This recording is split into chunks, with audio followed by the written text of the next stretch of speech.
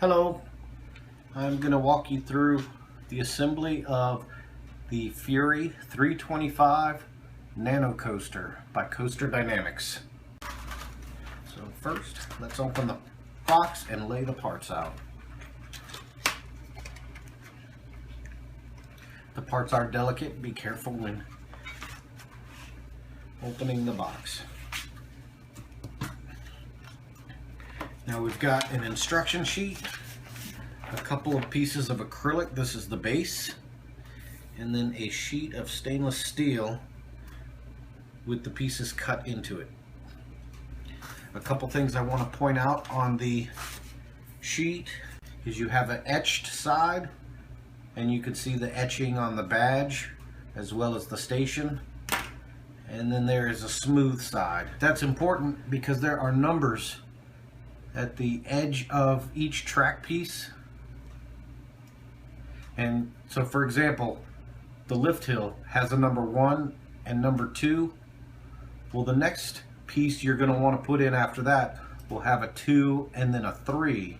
So you make sure your number 2s match up, and then your number 3 matches up with the number 3 on the next piece, which will be labeled 3, 4, and so on. Also, you will see there are score marks on some of these diagonals right here. That is where we're going to bend the supports outward to kind of make an A-frame. So first we're going to remove the paper from the plastic. You might want to get a little knife if you don't have fingernails to help you. I find it's easier to start at a corner and kind of roll it to the side, and it'll give you something to grip. You'll notice there is an etched side, which is causing the paper to come off in separate pieces. This etched side is your track center line. This is what you're going to follow as you assemble your pieces. So we're going to build with the track line facing up. Now you'll see these pieces kind of cut like a puzzle, and these will snap together very firmly. Just to make sure it doesn't come apart while trying to assemble, or shift while I'm trying to bend the tabs in place, I'm going to put a couple drips of super glue along the line here, and I'm going to start the flow over some piece of scrap paper so I don't get blobs all along the base. Very small amount. It will wick into the crevice, so you don't have to use a lot. Now we're going to wait for that to dry, and we'll be back. Now I noticed I had a little too much glue on one edge, and so I wiped it away before it seeped through, because you don't want any glue to be present on the side with the track center line, or you'll get this white kind of frosted look right around the seams. So that again is why I applied glue to the bottom side, because I had to wipe a little bit of it away. So now that the glue is dry, we're going to start, and according to these instructions, we are going to start with the helix, which appears to be parts marked number 5 and 1. This long edge here, you've got a number 5 at the bottom, and then you'll have a number 1 at this end. And as I said before, that number 1 is going to line up with the number 1 of the next track piece. Now to remove these, find its connecting points, and they're very small. In this case, this one's right here. We're going to bend the whole track piece back and forth in small movements. It will break free, just be patient. And there, we've got it. It is now broken free.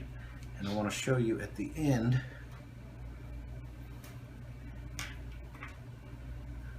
There are 2 connecting pieces. So be mindful of that. Don't tear it off. Make sure you bend it small movements.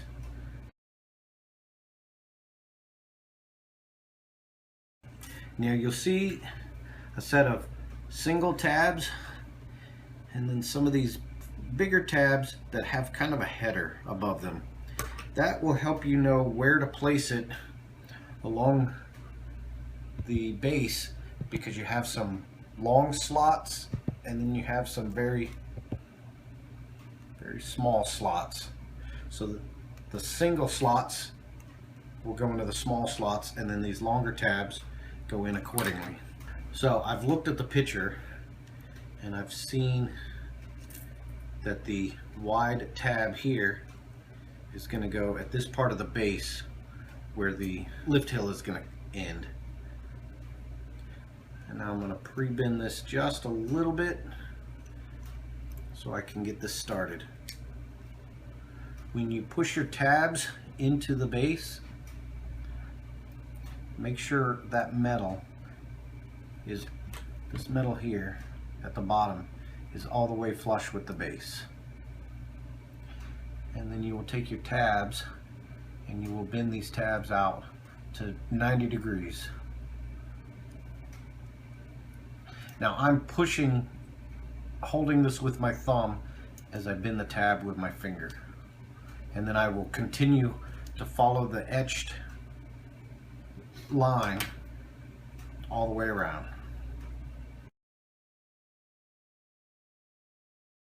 And now, because this is a helix, I'm going to do a bit of bending this in a circle, little by little. I'm not doing any hard bends.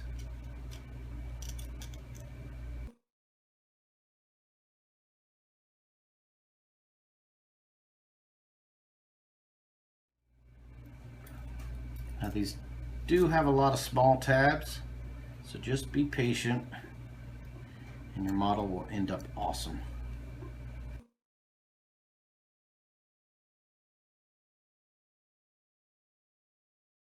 First, I want to get all these tabs bent down 90 degrees against the bottom. Now that this is in place, I'm pressing it against the table to flatten out all those tabs that are underneath. So now what I'm going to do is I'm going to take the back end of my pencil and I'm going to smooth out all my bends so that they match the etched line that is on the base.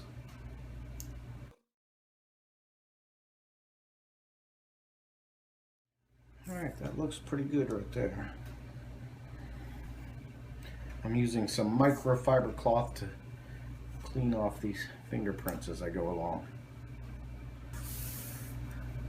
So the next piece we're going to remove is the lift hill.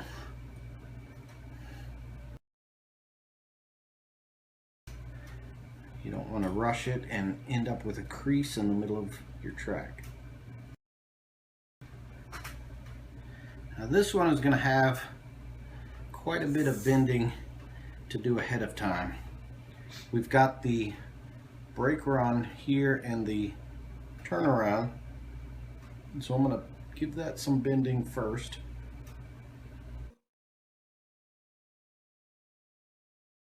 And the next bit of bending we're going to do is these A-frames. We are going to bend outward. So what I'm doing is I'm bending along those score lines that I pointed out before. That will help you crease it right along that line.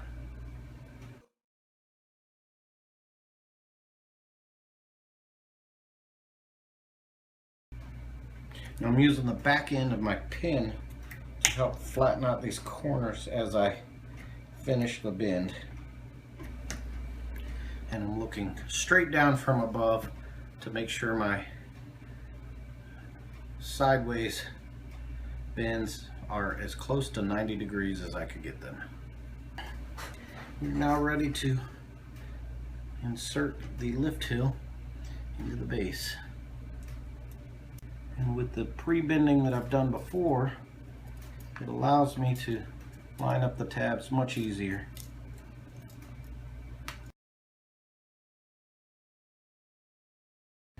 I'm holding the track in place from above with my thumb as I bend underneath with my finger. Now we're on to the next piece, and this is going to be the piece marked 2 and 3, which is that wicked first turn on Fury.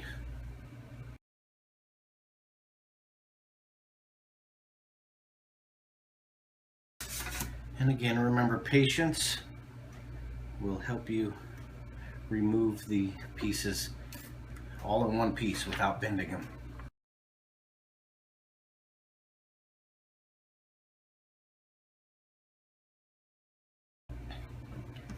And now I take a look at the track line and I see that this curves left a little bit first, and then it has that pretty steep, pretty tight right hand turn, and then a sweeping left out of that turn.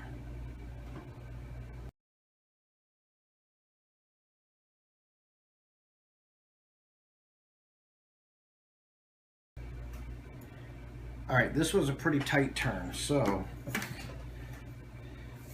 I have to go in and correct a little bit of it to make it match that etching as close as I can.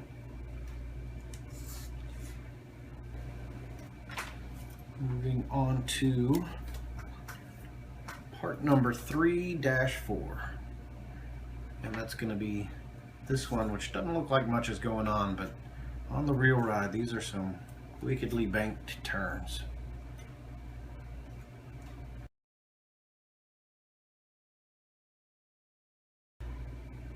Now, paying attention to my numbers, I know my number 3 is going to line up with the number 3 here.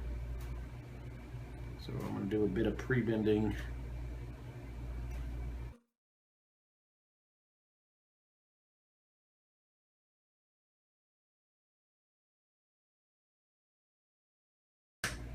So the final piece, we've got a 4 and we've got a 5.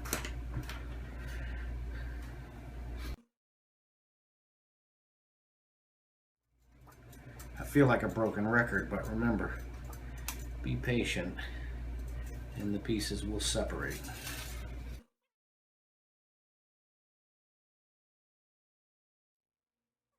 So I'm double checking by reading my number at the corner here.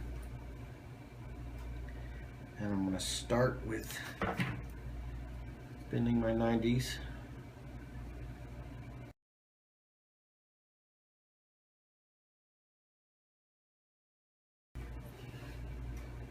And so double checking before I bend my next 90s. Alright, these come inward.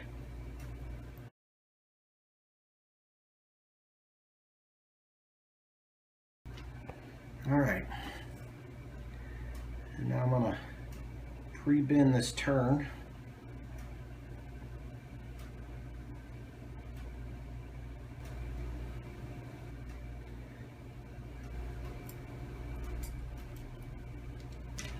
Now I'm going to work backwards from the helix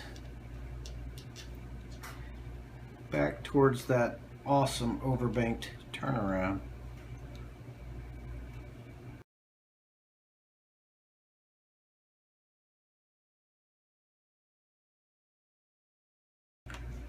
So we've got a couple more pieces to put on here.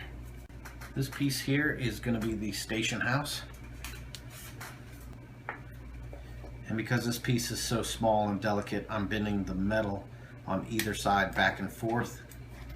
So one side is popped free, and then I can bend the other. And so you'll see a bit of texture in the middle. That's the top of the roof. We're going to bend that. I'm going to start with not quite a 90-degree angle, and then we'll bend these walls down so that they're parallel. Now you've got 2 slots right here before the lift hill. That's where your station is going to go.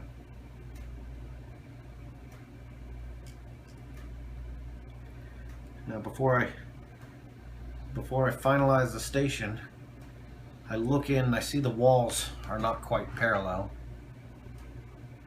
And so what I'm going to do is I'm going to pinch the roof just a little bit as I let it pull upward until I get the walls parallel, and I'm happy with that right there. So I'm going to bend the bottom tabs in place.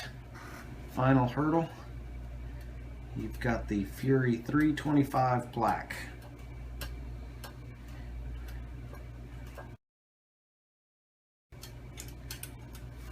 There we go. Place the plaque. There's a slot in front of the rod. Bend the tab at the bottom.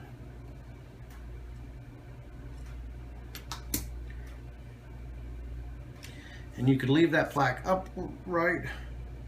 I like to bend mine down at a slight angle for display. So now we've got Fury 325. Awesome model of an awesome ride.